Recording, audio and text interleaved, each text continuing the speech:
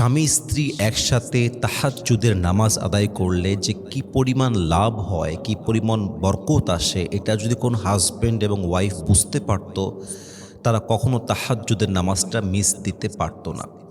আমাদের সবচেয়ে বড় সমস্যাটা হচ্ছে আমরা তাহাজ্জুদ পড়ব কেমন করে? আমাদের তো ফরজেরই ঠিক নেই। ইভেন আমার মনে হয় বেশিরভাগ মানুষ তাহাজ্জুদ পড়তে চেয়েও পড়তে পারে না, জাস্ট একটাই কারণ, সে কারণটা হচ্ছে আমাদের আসল জায়গায় গলত ফরজ এবং সুন্নতের আমাদের খবর নেই।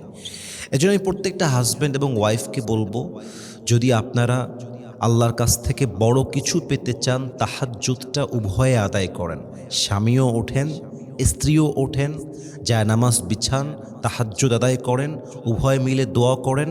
আপনার যে কত লাভ হবে তার কয়েকটা আইডিয়া আমি আজকে দিচ্ছি, যাতে করে প্রত্যেকটা হাজব্যান্ড এবং ওয়াইফ মোটিভেটেড হয় তাহাজ্জুদটা একসাথে আদায় করার জন্য। নাম্বার 1, হাজব্যান্ড এবং ওয়াইফ যদি একসাথে তাহাজ্জুদ আদায় করে, সবচেয়ে বড় এবং উত্তম লাভ হচ্ছে উভয়ের সম্পর্ক আল্লাহর সাথে শক্ত হয়ে যায়। আল্লাহর সঙ্গে তাদের সম্পর্কটা বন্ধুত্বের মতো হয়ে যায়। স্বামী এবং স্ত্রী উভয়ে আল্লাহর নিকটবর্তী বান্দা এবং বান্দি হয়ে যায়। এর চাইতে বড় লাভ কি প্রিয় ভাইয়ের আর কিছু হতে পারে? স্বামীও আল্লাহর প্রিয় বান্দা, স্ত্রীও আল্লাহর প্রিয় বান্দা। আরে যেই বান্দা বান্দি আল্লাহর কাছে প্রিয় বান্দা বান্দি, তারা কি কখনো তাদের জীবনে বিচ্ছেদের দিকে যেতে পারে? পারে না। এজন্য সবচেয়ে বড় লাভ হচ্ছে স্বামী এবং স্ত্রী আল্লাহর সবচেয়ে নিকটবর্তী বান্দা এবং বান্দি হয়ে যায়। তাহাজ্জুদ মিস দেওয়া যাবে না।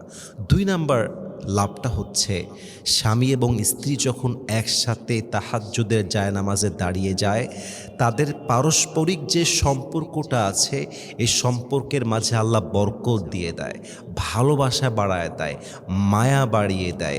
এবং স্বামী এবং স্ত্রী যখন একসঙ্গে তাহাজ্জুদের জায়নামাজে দাঁড়িয়ে যায়, আল্লাহর কাছে দোয়া করে, আল্লাহ রব্বুল ইজ্জাত ওয়াল জালাল উভয়ের জীবনের সমস্ত গুনাহ খাতাকে মাফ করে দেয়। পড়েন সুবহানাল্লাহ।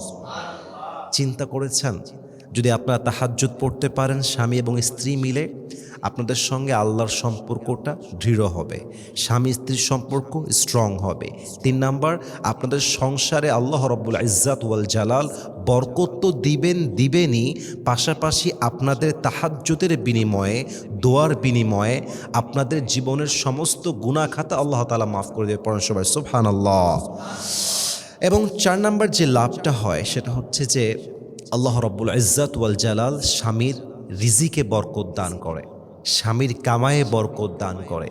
এবং সবচেয়ে বড় লাভটা হচ্ছে, এই দম্পতির মাধ্যমে যে সন্তানটা আসে, আল্লাহ তাদের ঘরে নেককার সন্তান দান করে। সুবহানাল্লাহ পড়বেন না আপনারা সবাই?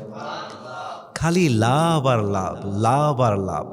সবচেয়ে বড় লাভ হচ্ছে, স্বামী এবং স্ত্রী যদি একসঙ্গে তাহাজ্জুদের জায়নামাজে দাঁড়াতে পারে, নামাজ আদায় করতে পারে, আল্লাহর কাছে একনিষ্ঠভাবে দোয়া করতে পারে, এবং উভয়ের দোয়া যদি কবুল হয়ে যায়, স্বামী স্ত্রীকে আল্লাহ তাআলা দুনিয়াতেও যেমন একসাথে রেখেছেন, জান্নাতেও আল্লাহ একই ঘরে উভয়কে রাখবেন। পড়েন সুবহানাল্লাহ।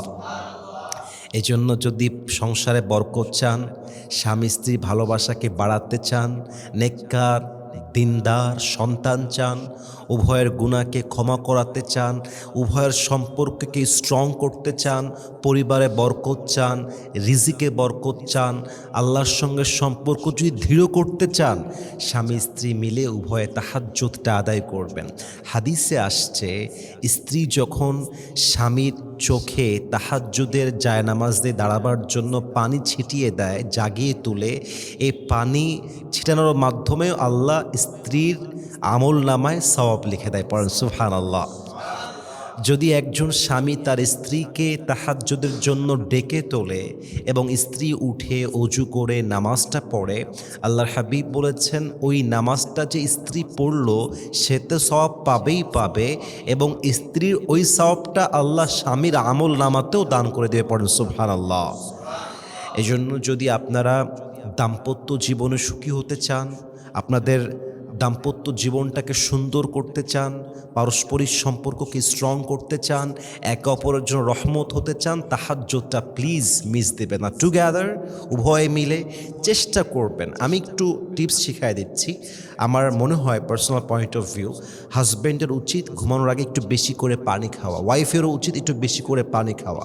কারণ সায়েন্স বলছে পানি যদি মানুষ একটু বেশি করে খায়, সর্বোচ্চ 3 থেকে 4 ঘন্টার পরে তার ভেতরে একটা ইউরিন পাস করার যে ব্যাপারটা এটা কাজ করবে।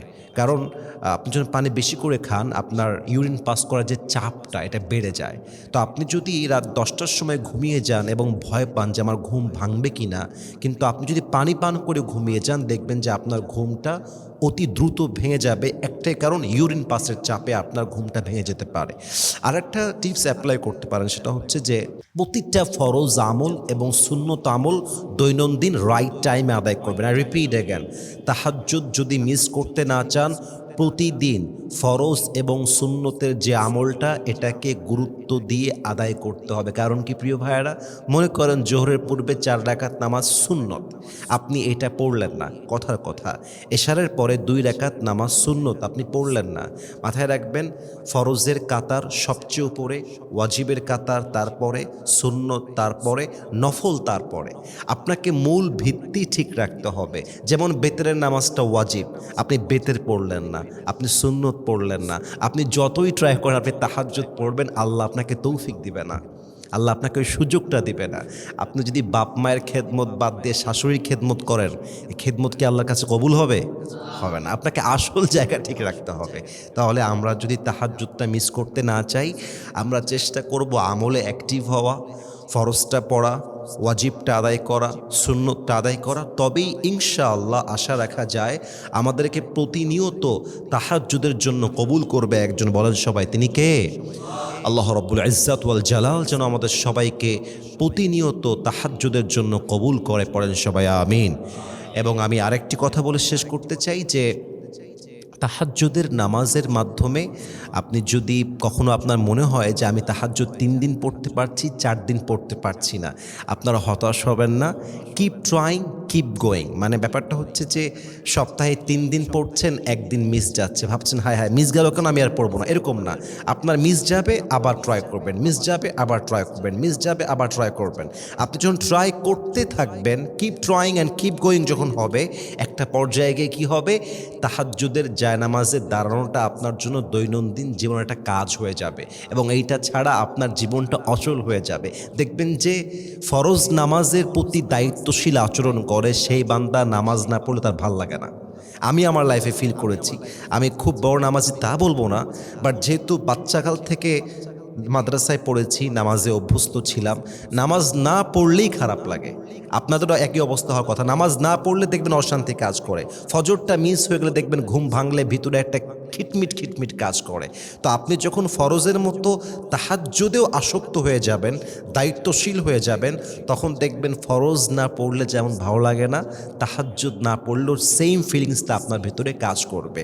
আমি দোয়া করি আল্লাহ তাআলা আমাদের সবাইকে 5 ওয়াক্ত নামাজের পাশাপাশি, সুন্নতের পাশাপাশি, ওয়াজিবের পাশাপাশি যেন আমাদের সবাইকে তাহাজ্জুদের জন্য কবুল করে। পড়েন সবাই আমিন।